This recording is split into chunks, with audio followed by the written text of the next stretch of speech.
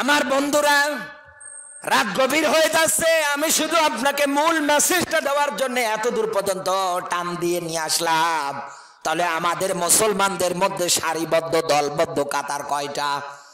তাহলে এক নম্বরে আমরা কাতার পেলাম দুনিয়ার ময়দানে যারা নিজেরাই নিজেদের উপরে জুলুম করে, দুই নম্বরে যারা মাঝামাঝি অবস্থান করে, তিন নম্বরে এই দুনিয়ার ময়দানে সত্যের উপরে টিকে থাকতে গিয়ে জীবন পর্যন্ত দিয়ে দেয়। এই ব্যাখ্যা দিতে গিয়ে আমি একজন আর জীবনী এনেছি, জেলখানার কাহিনী এনেছিলাম। এখন আমরা কোরআন থেকে দেখি তো দুনিয়ায় যারা জবান দিয়ে বলে আমার রব আল্লাহ, এই মানুষগুলো বিপদে পড়লে আমার আল্লাহ তাদের সঙ্গে কি আচরণ করে। এরপরে শব্দই দেখেন, তাতানাজ্জালু আলাইহিমুল মালাইকা, বলেন আল্লাহু আকবার। আল্লাহ রাব্বুল আলামিন ব্যাখ্যা দিয়েছেন, এই মানুষগুলো যদি রব বলার পরে বিপদে পড়ে যায়, আমি আল্লাহ তাদের কাছে ফেরেশতা নাযিল করে দেই। তাতানাজ্জালু এই শব্দটা বর্তমান, ভবিষ্যৎ, প্রেজেন্ট, ফিউচার, তার মানে মজারে দুইটা কালকে ইঙ্গিত করে, শুধু বর্তমানেই না, কিয়ামতের আগ পর্যন্ত এই রকম মানুষগুলোর কাছে আল্লাহর ফেরেশতারা আসবে। এই আয়াত পড়তে গিয়ে আমি ফেরেশতা নাজিলের মাধ্যম পেয়েছি দুইটা। এক নম্বরে দুনিয়ায় কোন মুমিন, কোন ইমানদারের জান কবজের সময় যখন হয়ে যায়, তখন আল্লাহর ফেরেশতারা এসে নাজিল হয়। দুই নম্বরে এই পৃথিবীর ময়দানে দিন কায়েমের আন্দোলন করতে গিয়ে বাধা বিপত্তিতে যদি পড়ে যায়, আল্লাহর পক্ষ থেকে ফেরেশতা নাজিল করেন কে? আরো জোরে বলেন। আল্লাহ ফেরেশতা নাজিল করে ওই জায়গার মধ্যে সহযোগিতা করে। তার বাস্তব দৃষ্টান্ত আজও আমরা পাই বদরের ময়দান। 1000 ফেরেশতা আমার আল্লাহ বদরের ময়দানে পাঠিয়ে সহযোগিতা করেছেন। সুবহানাল্লাহ বলতে পারেন না? তাহলে এই দুইটা পয়েন্ট হচ্ছে ফেরেশতা নাজিলের মাধ্যম।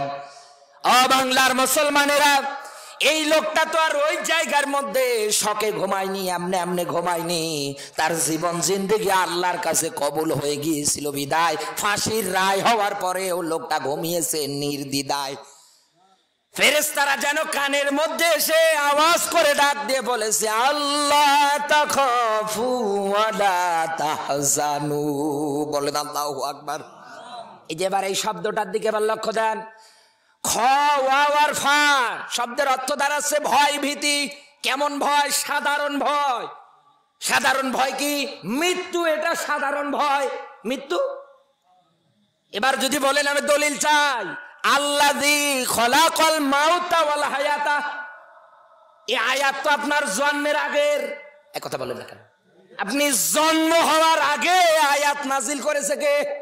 আয়াতের মিনিং অর্থ কি? আমি আগে মরণ বানিয়েছি।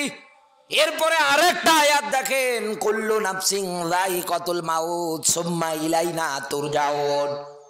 আল্লাহ তাআলা বলেন, তোর ভিতরে প্রাণ যেদিন সঞ্চার হয়েছে ওই দিন থেকে হিসাব কর, তোকে মরা লাগবে, আমার সামনে তোকে আমি দাঁড় করাবো। একথা কার? তাহলে ইমানদার দুনিয়ায় যারা হয়, সত্যের পথের প্রতীক যারা হয়, এই মানুষগুলো দুনিয়ার ময়দানে মরণকে ভয় করে না। কোনোভাবেই তারা মরণকে কোনো দিক দিয়ে ভয় করে না। মরণকে ভয় করে তারা দুনিয়ায় যারা কাফের আর মুনাফিক। ও ভালো করে জানে এই জনগণের সঙ্গে আমার যে আচরণ, যে ব্যবহার, যত কিছু আমি করছি, এ অবস্থায় যদি আমার মরণ হয়ে যায়, ফেরেশতারা তো বসে নেই, ডান্ডা দিয়ে মেরে কবরে সোজা করবে। দুই নম্বরে ফেরেশতারা এসে ডাক দিয়ে বলে, আল্লাহর বান্দা তোমার কোনো চিন্তা নেই, ওই জান্নাতের সুসংবাদ তুমি গ্রহণ করে নাও, যেই জান্নাত আমার আল্লাহ তোমাকে দেওয়ার জন্য নিজে ওয়াদাবদ্ধ হয়েছেন। নওগাঁর মুসলমানেরা, এই কোরআনের ময়দান থেকে তাহাজ্জুদের সময় আল্লাহর কাছে দোয়া করি, আল্লাহ পাক যেন আমাদের এই কাতারের মধ্যে রাখে। বলেন না আমিন। আমাদের এই জায়গা থেকে মেইন শব্দ যেটা চয়েস করে নেওয়া লাগবে সেটা হচ্ছে মাঝামাঝি অবস্থানকারী। এই মানুষগুলোই হচ্ছে মুনাফিক। ইসলামের আংশিক মানে আর আংশিক মানে না। দোদুল্যমান, একবার এদিকে আরেকবার ওদিকে। এই ক্যাটাগরির মধ্যে কোন মানুষ যদি থাকে, তার মানে কাফেরদের কাছে গিয়েও সুবিধা নেবে, মুসলমানদের কাছে গিয়েও সুবিধা নেবে। এই ক্যাটাগরিতে যারা, এই মানুষগুলোর বিরুদ্ধে জিহাদ করা ফরজ। এ কথা কার? আরো জোরে বলেন। তাহলে ইউকাতিলুনা ফি সাবিলিহির ব্যাখ্যায় দুইটা পয়েন্ট পেয়েছি। এক নম্বরে কাফের, দুই নম্বরে মুনাফিক। এদের সঙ্গে বন্ধুত্ব নেই, এদের সঙ্গে আপোষ নেই, এদের বিরুদ্ধে লড়া লাগবে। কথা কার? আরো জোরে বলেন। আজকে আমরা লড়তে পারি।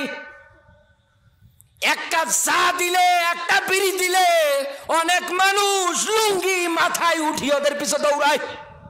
তুমি কি কোরআনের আয়াত পড়ো না? ইয়াউমা নাদউ কুল্লা উনাসিম বিইমামিহিম। কিয়ামতের ময়দানে প্রত্যেকটা মানুষকে আল্লাহ ডাকবে ওর নেতার সাথে। এই কথা বলে না কেন? এই দেশে এমন মানুষ, এমন নেতা মানে, যে নেতা আল্লাহর নবীকে মানে না, আল্লাহর নবীর জীবন আদর্শ ফলো করে না। এই কথা বলে না কেন? ইসলামের আংশিক মানে আর আংশিক মানে না। উদখুলু আমার সিগা, আল্লাহ বলেন প্রবেশ করো ফিসসিলমি কাফা। ইসলাম যদি মানতে চাও পরিপূর্ণভাবে মানা লাগবে। ইসলামে প্রবেশ করতে চাইলেও পরিপূর্ণভাবে দাখিল হওয়া লাগবে। কথা কার? আপনি তো আংশিক মানেন, আংশিক মানেন না। কেমন মুসলমান আপনি? আমার তো বুঝে আসে না।